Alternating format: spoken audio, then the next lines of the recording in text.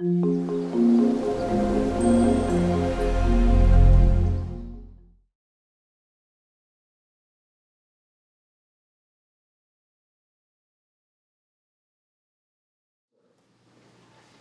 everyone and welcome to the University of Philosophical Research, the President's Class. Yay!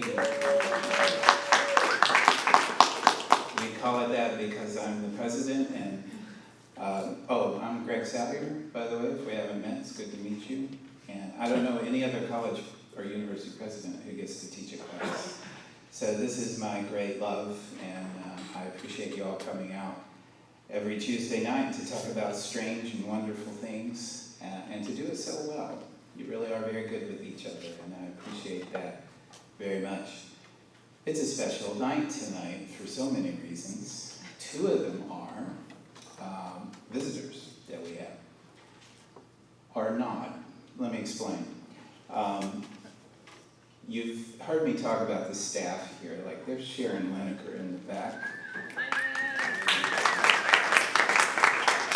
Director of Marketing and Media, so she's the one filling your inbox with awesome stuff. You know David Orr beside her, I think they just met. Artist in residence and curator, and Wes, the magician behind the screen, the Oz. And there are other people that you've met too, but someone you don't usually get to meet is a board member.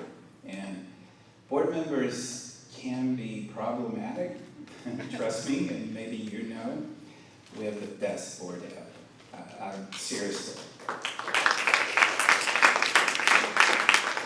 Dedicated, thoughtful, supportive, they're fantastic, and we have someone here tonight who is our treasurer. So would you please welcome James Callahan, and he's going to come up and say a few words.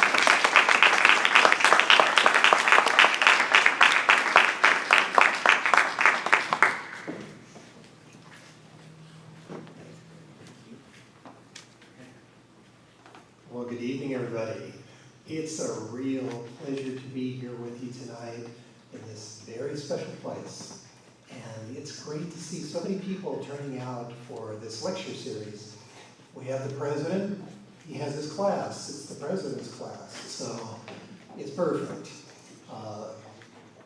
As Greg mentioned, we have a really involved board of directors, very invigorated, very interested in moving this institution forward. So we are so excited about what the future is going to be. We've come a long way and we've got a long way to go. So that journey is really taking place over the last year with Dr. Steyer having come on board about a year ago as our new president. And what a journey it's been in just over a year. And so we're looking forward to what the next years are going to bring. So thank you again for being here. Thank you for your support. And let's go on that journey together. Thank you.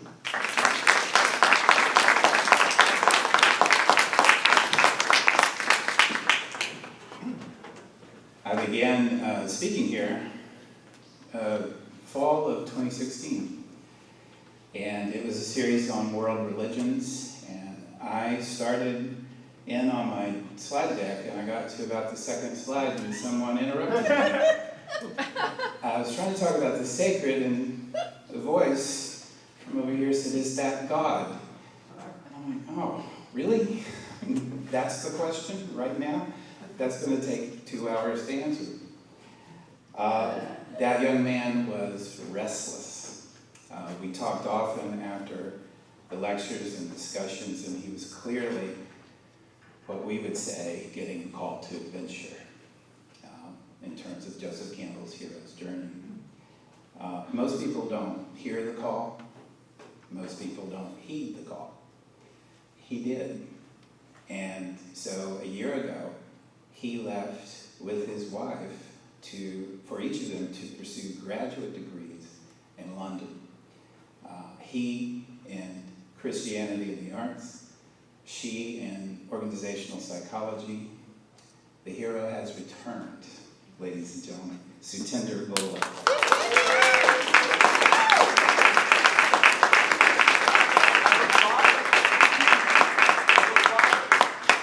Well, I was going to let him announce that, Charlie, so but sorry. okay. He also comes back not only with a degree, but also a daughter. So, wow, great. Welcome back, Sutinder. You've been missed and we love you.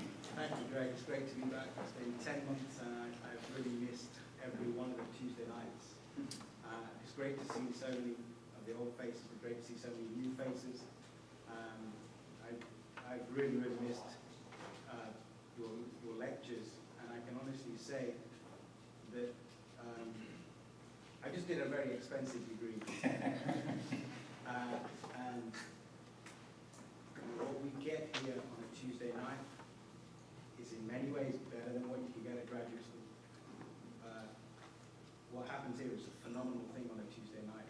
I'm so pleased to be back to join you again for it. Thank you very much. What I hear you saying is we should start charging.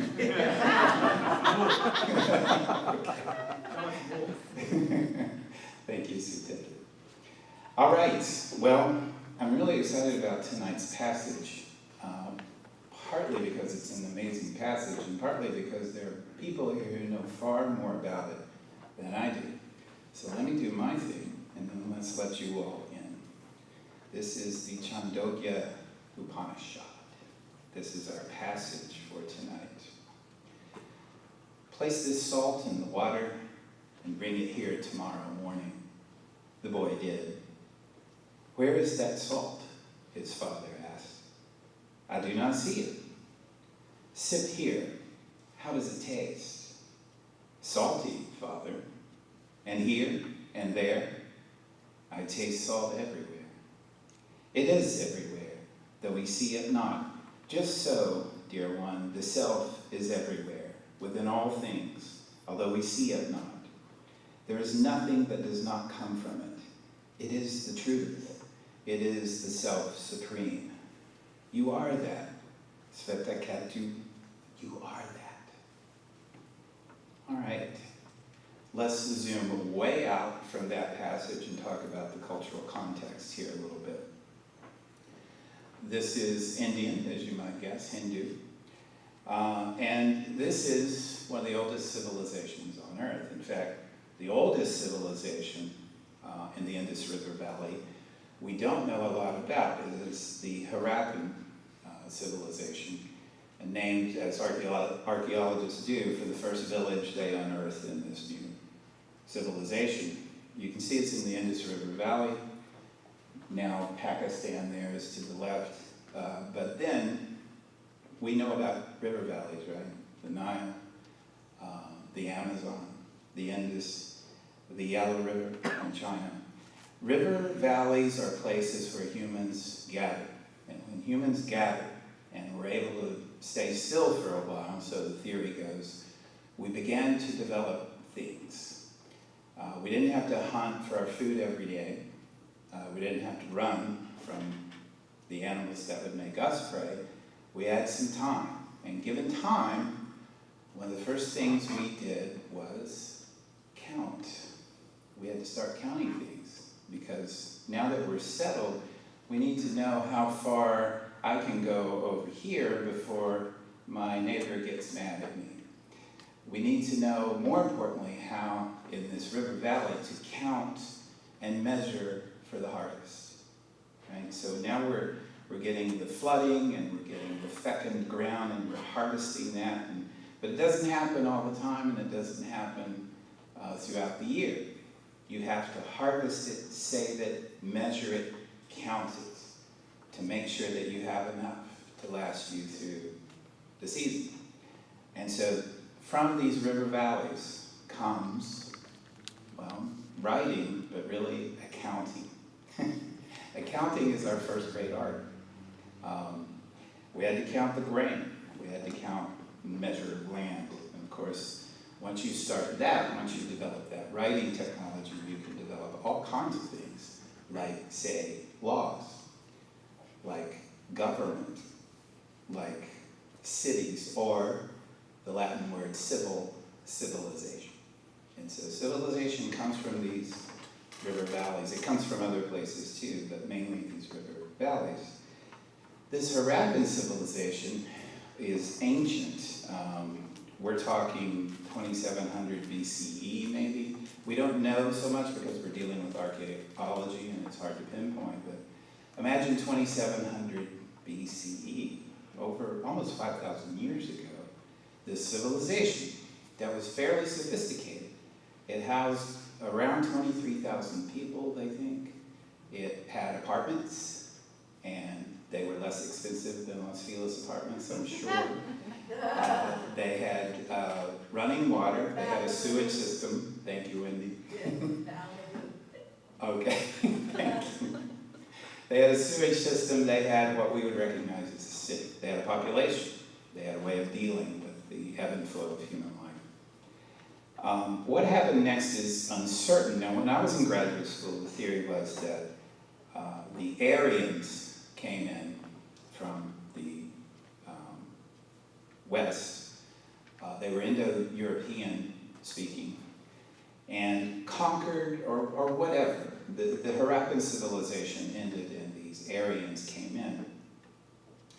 Current theory is that they may have been indigenous themselves, or they may have come from somewhere else. What we do know is that they were Indo-European speaking because the cognates are there. So for example, the word, Brahmavid helped me, jhana, knowledge. Jnana, thank you.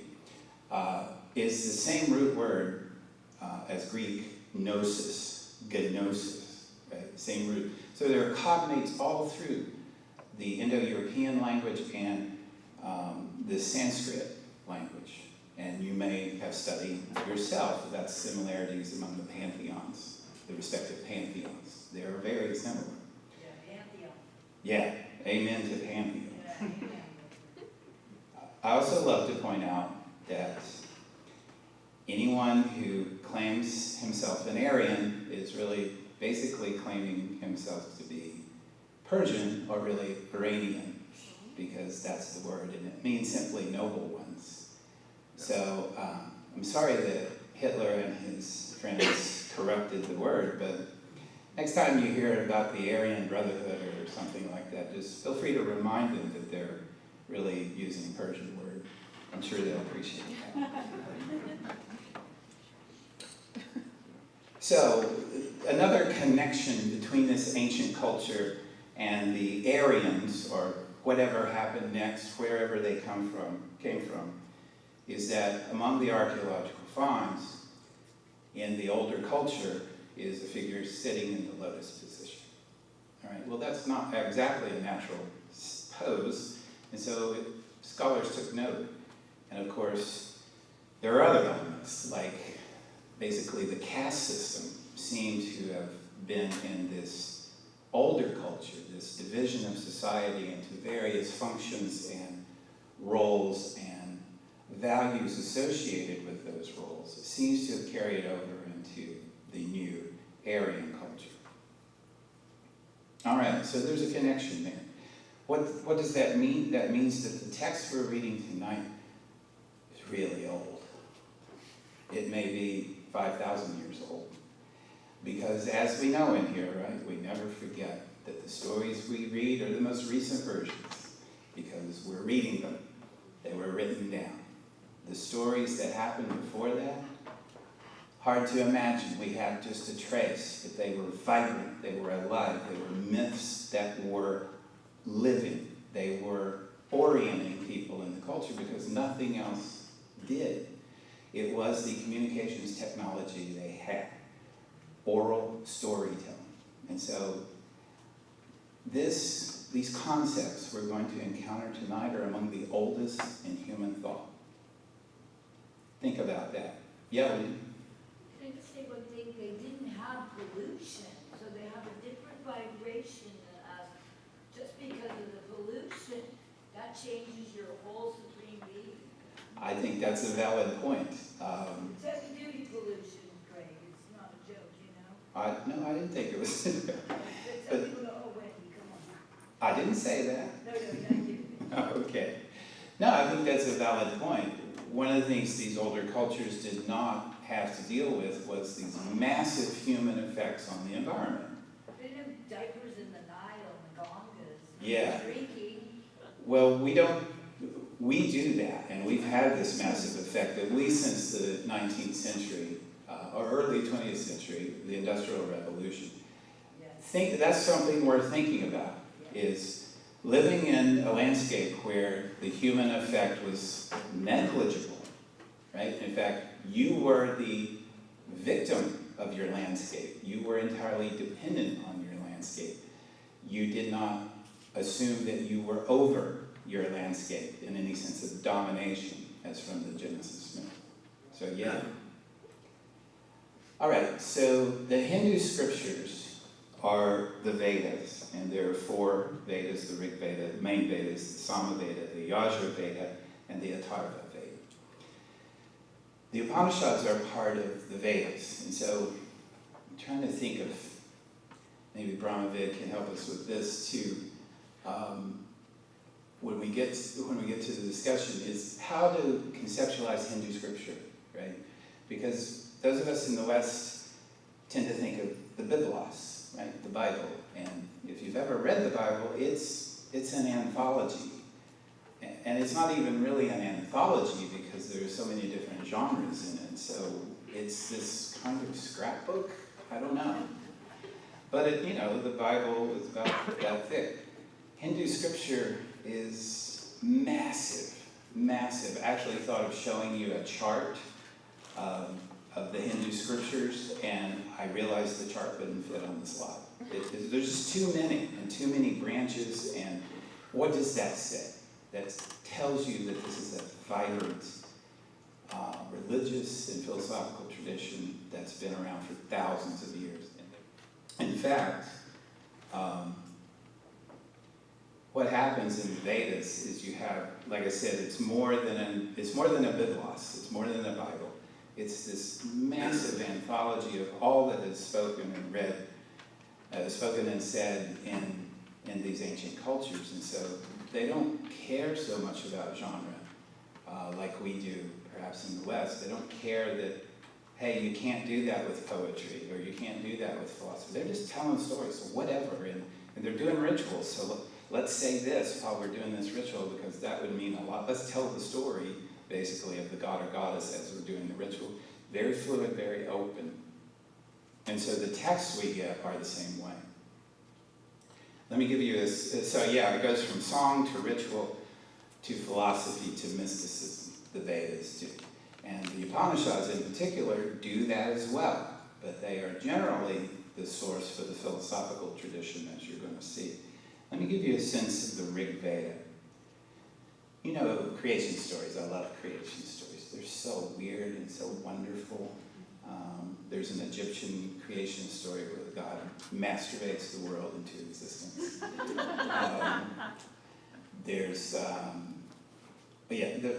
another one where the god vomits the world into existence. Yeah, this world is made of vomit. I get that. They're just so wonderful and like I say, strange. You've heard me talk about the Popol Vuh, the great Mayan creation story, where the gods keep screwing us up. They're trying to make humans, and they just keep messing up. And we're made of mud, and then it rains, and they're like, oh, like we didn't think about the rain, and so there goes humanity, gone. Or they make us of blocks of wood, and they're like, oh, but they fell into the river, and now they're gone. These gods are not very good at creating. And I have to finish the story, right? The Popol Vuh, the creation story. And so the God's like, all right. They call a meeting, and they're like, let's get this right, all right? Can we get this right? Can we figure out how to make human beings? And they do, and then we are like the gods. And they're like, uh-oh, we can't have that. And then there's one of the most beautiful lines in any sacred text I know that I inflict on you as often as I can. And the text reads, and the gods breathed like breath on the mirror, on the human's mind. You ever feel like your mind's been breathed on, like it's a little steamy, you can't quite see? Beautiful. That's exactly what it was like. Can't have a God co-equal, Can't have a being co-equal to God, so let's make a God, but just a little lower. A little lower. All right, enough about the Mayans. Let's get back to the Hindus. Creation hymn from the Rig Veda. One of my favorite creation stories, too. Now, you know creation stories. You may have heard them in Sunday school or temple, and it's like, you know, this happened, and then this happened, and then this happened, and this happened. Boom, the second day. Awesome. And you know that creation stories are often ideological. That is, they explain how things are now. They're not really about the past, so much as explaining how things are now. Welcome to the Rig Veda, and listen to this. You know, back then there was neither non-existence nor existence. Wait, what? Back then there was neither non-existence nor existence. There was neither the realm of space nor the sky, which is beyond. What stirred? Where? In whose protection? Was there water bottomlessly deep? There was neither death nor immortality then. There was no distinguishing sign of night nor of day. That one breathed, windless by its own impulse. Other than that, there was nothing beyond. Darkness was hidden by darkness in the beginning, with no distinguishing sign. All was water. The life force that was covered with emptiness, that one, why aren't you naming this God that we're supposed to? That one arose to the power of heat. Desire came upon that one in the beginning. That was the first seed of mind. Poets seeking in their heart with wisdom for the bond of existence and non-existence. Their cord was extended across. Was there below? Was there above? They were seed placers. There were powers. There was impulse beneath. There was giving forth above. Who really knows? Who will here proclaim it? Whence was it produced? Whence is this creation? The gods came afterwards. Let me say that again. The gods came afterwards. And with the creation of this universe, who then knows whence it has arisen? Whence this creation has arisen? Perhaps it formed itself, or perhaps it did not. The one who looks down on it in the highest heaven, only he knows. Or perhaps he doesn't know. How awesome is that? All right, here's the story of creation. We don't really know. Here's some stuff you might think about, but yeah, we don't really know. This is older than God, so why are we even talking about this? All right. So the Upanishads are part of each Veda. And like I say, like the Vedas, they contain everything, and you're going to see some of what they contain. They mean to sit down near.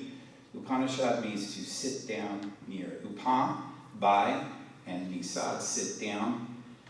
That's the literal interpretation, referring to a student sitting down near the teacher while receiving spiritual knowledge. Now, I found this really interesting.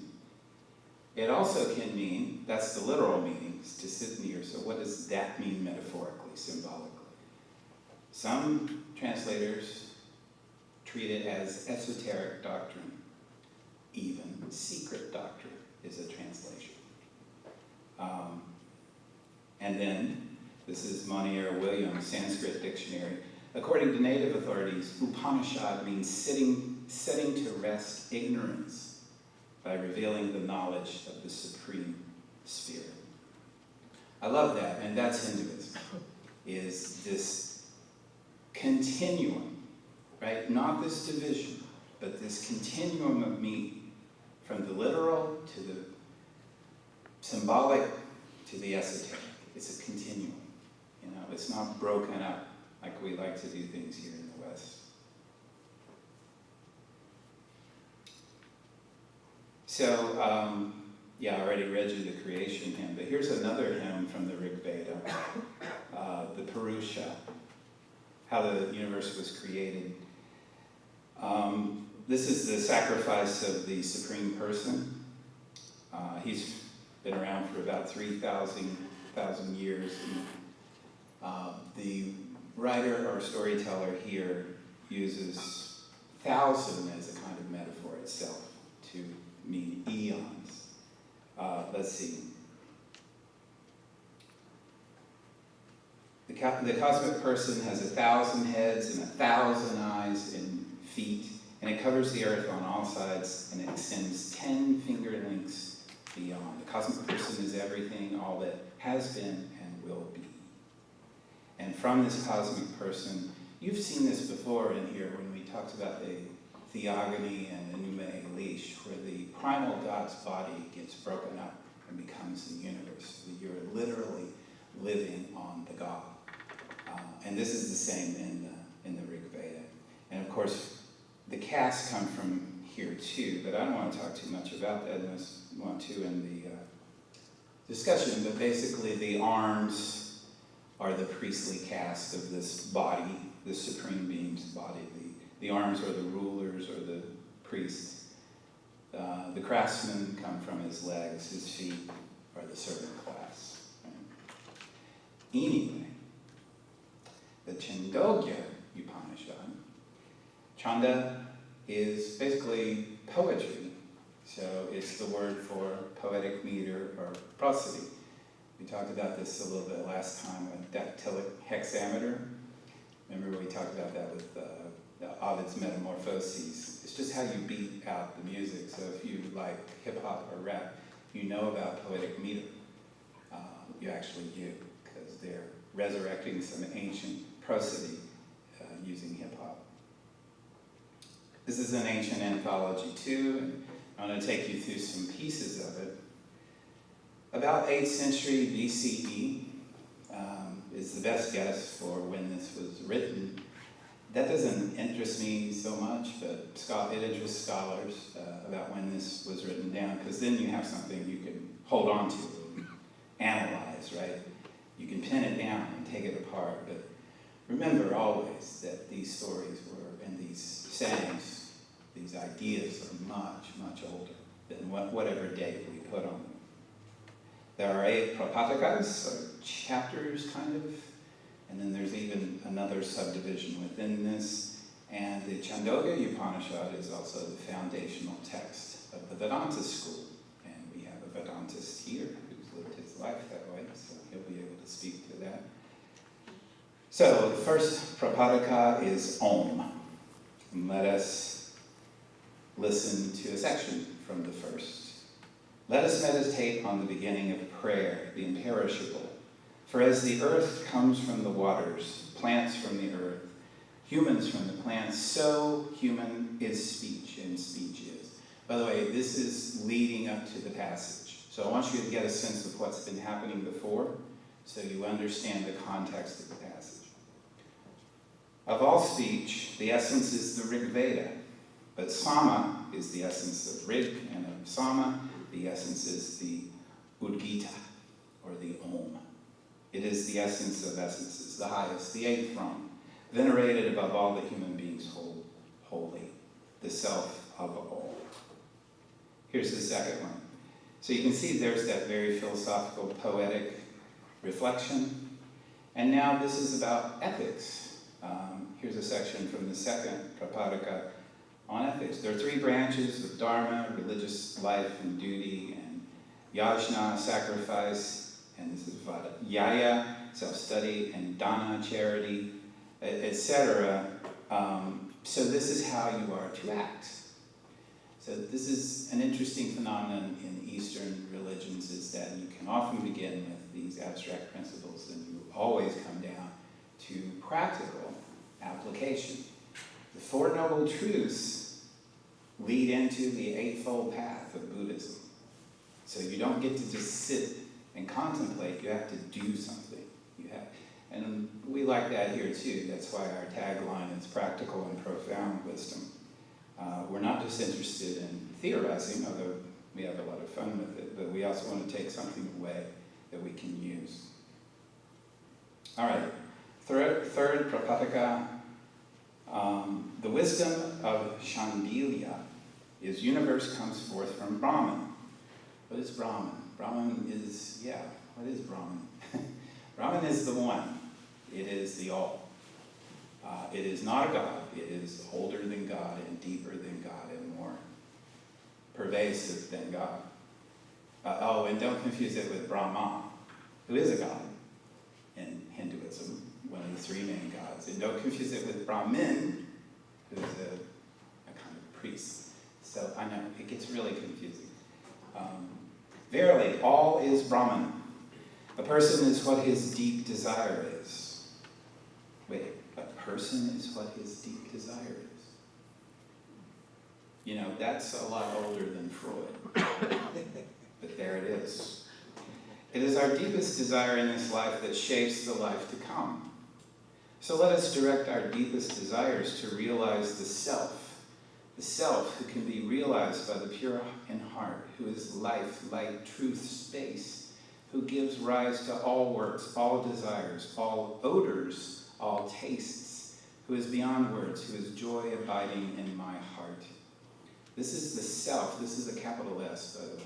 This is the self dwelling, smaller than a grain of rice, smaller than a grain of barley, smaller than a mustard seed, smaller than a grain of millet, smaller than even the kernel of a grain of millet is the self. It's very small.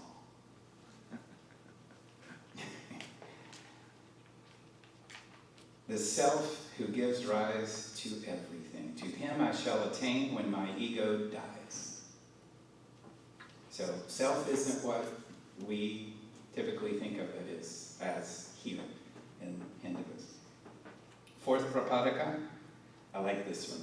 So now we're just going to tell a story. So we've had these poetic philosophical reflections, we've had an ethical statement, we've had another philosophical poetic reflection about Brahman. Now here's a story. This is a story of Satyakama. Mother Satyakama said, I feel the time has come for me to go to the home of a spiritual teacher. From whom does our family come? So that I may tell him when he asks my lineage. The lineage is going to be very important, right, in Hindu culture. I do not know, dear, she replied. You were born when I was young, and going from place to place as a servant. Your name is Satyakama, and my name is Jabala.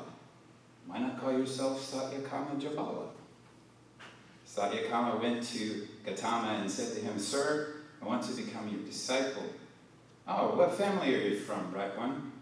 Sir, I really don't know. My mother says she bore me in her youth and doesn't know who my father is. She says that since my name is Satyakama and hers is Jabala, I should call myself Satyakama Jabala. None but a true Brahmin could have said that.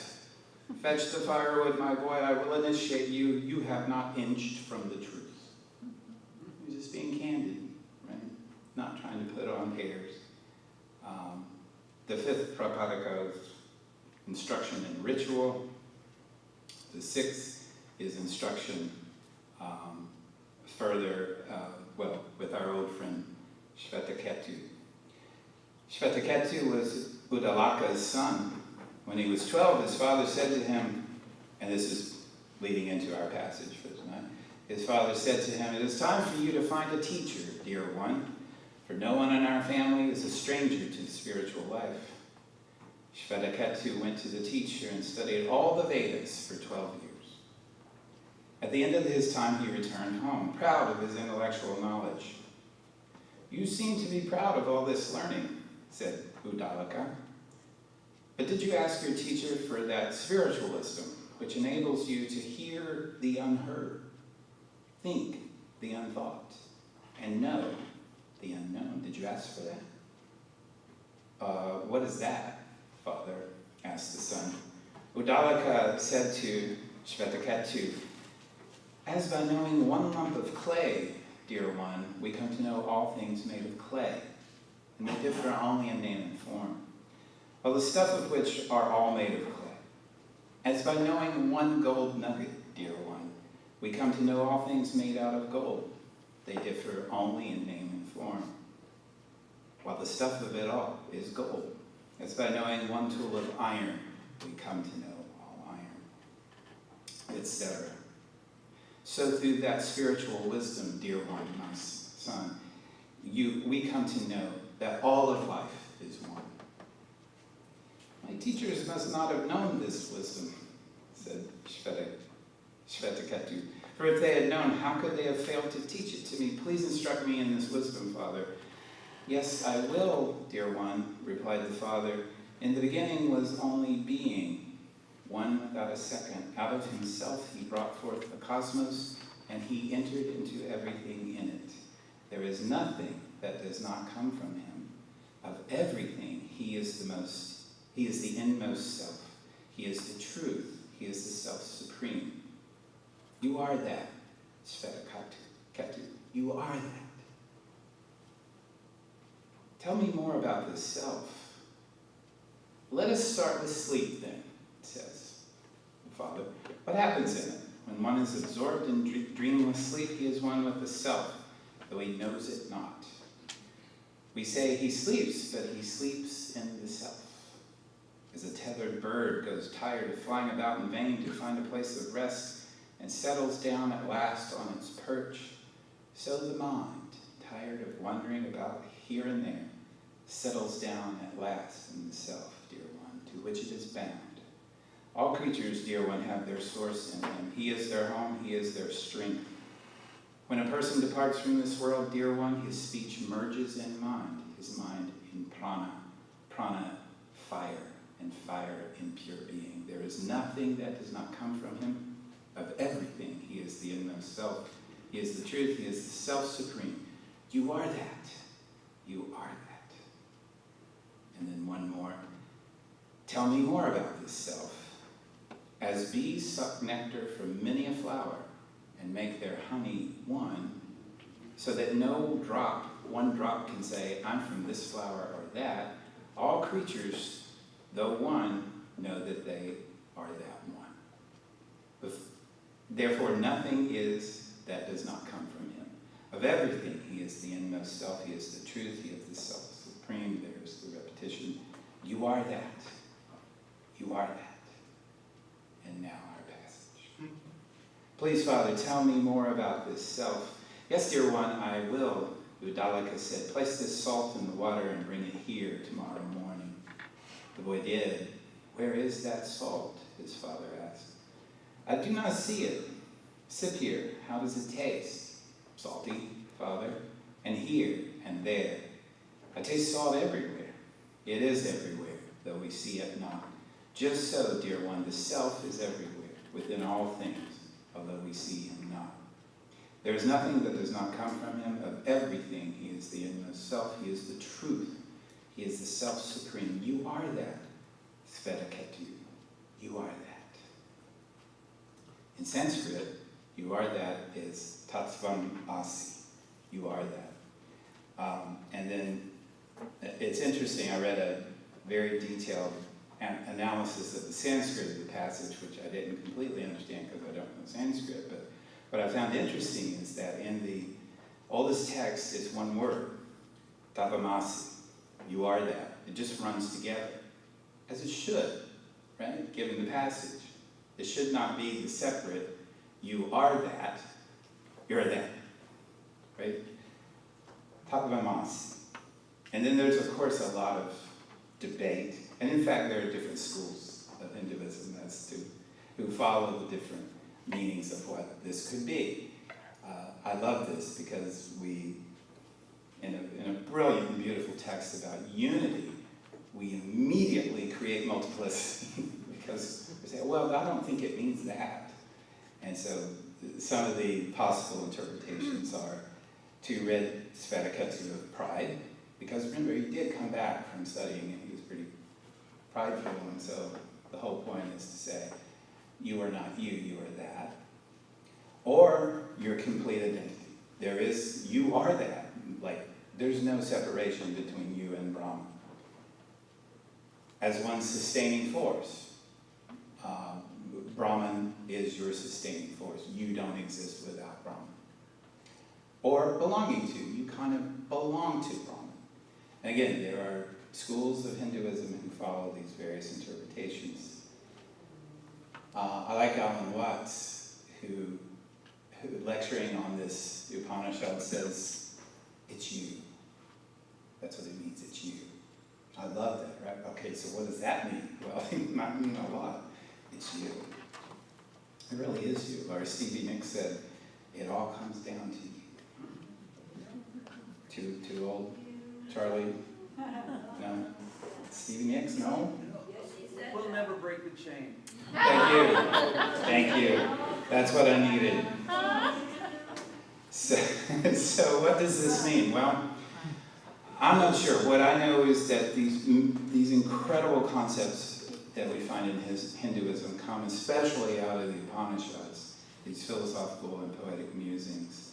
Brahman, the one. Atman, this self, capital S. Karma, which means action, which we use badly here in the West and in America. Instant karma, there's no such thing as instant karma. Apologies to John Lennon. But we kind of wish there were. And of course we infuse it with this sense of judgment. And it's not really that, it's more physics. If you do X, Y will happen. And they're right. Samsara, this wandering across lifetimes, right? Because of your karma, because you've done X, and so Y is going to happen, and you're not going to be able to fix Y until you have another lifetime. Many lifetimes, until moksha, you are released. All right, so I want to let you all in on this. Again, there are people here who know much more about this than I do, but the ways to wisdom from the Chandogya Upanishad, so many. I think for me, it's this centripetal movement. So we are so familiar here in the West with this multiplicity, this outward flowing, this centrifugal movement where things seem to be falling apart. They seem to be dissolving. They seem to be spinning out of, well, not out of control, but expanding away from everything else, like the universe, right? I still can't get my head around how fast the universe is expanding. Every planet, galaxy, speeding away from the other, right? That's centrifugal force. Centripetal force is what pulls you in. We love centripetal force. We're always pushing into the multiple. But this is about the one. This is about the other force, moving back toward the center, toward the self with the capital S. We know here in America, the Upanishads in practice, meditation, yoga, Vedanta. We know it in literature through Kipling, Forster, Ian Forster, and American Transcendentalism. Very influential on Emerson, Thoreau, and Whitman. But we also know it through film. Now, Krista's here.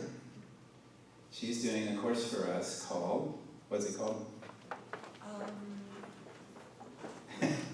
I should know this off the top of my head. Wisdom of the East in popular film, but it's all about Vedic philosophy. Yeah, Wisdom of the East in popular film. So that's going to be a course here. How cool is that? This is how I came to the Upanishads, because I was Larry Darrell in the Razor's Edge.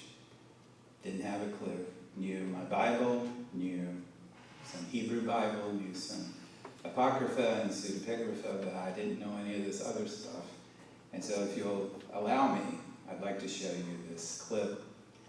This is Bill Murray's film that almost ended his career, because The Razor's Edge. It's a remake of a 1931 Tyrone Power film called The Razor's Edge, which is a film of the book by Ian Forster, The Razor's Edge. And so, if I may. Won't people ever see him now? He'll come back. It'll be a little late, won't it? I wonder if she'll still have Greg in that job. God, Bob. Larry doesn't want that job.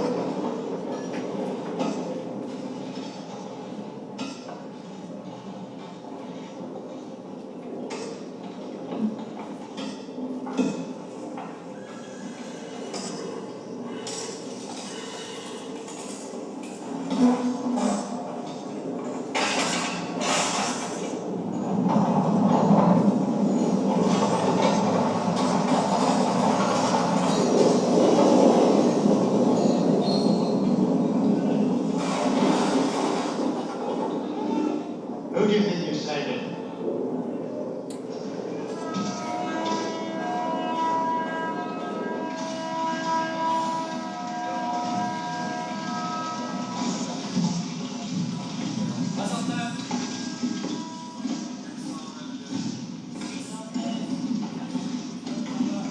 Have a drink with me. What for? I owe you my life. My life's worth one drink.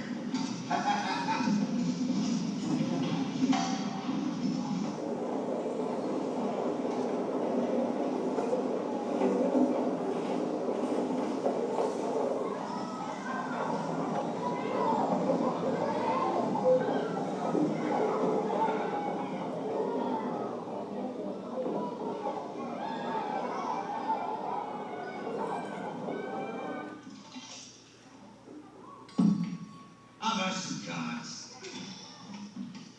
Well, I've watched you play. I think you must cheat. What's you read? Read funny books for coal mining.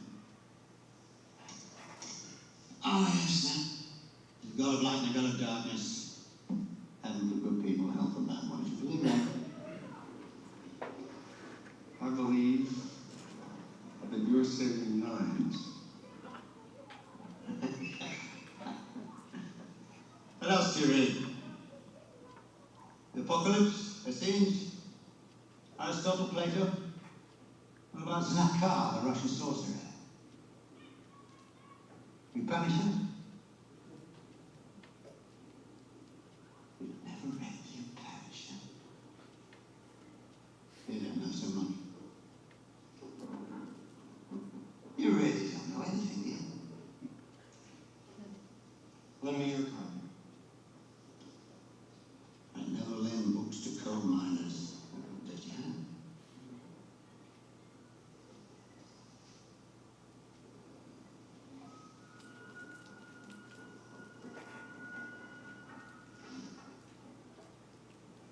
You've been to India. What's in India? Hundreds of millions of people pray 3 times a day. There are answers there. India's a lonely place. If I stayed, I never would have known this other one.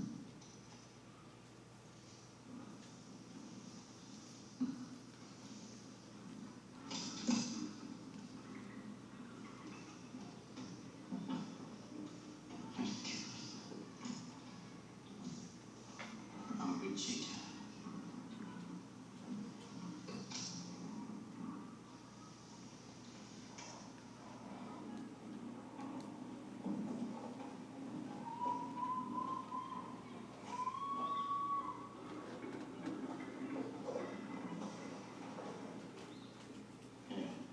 The Upanishad.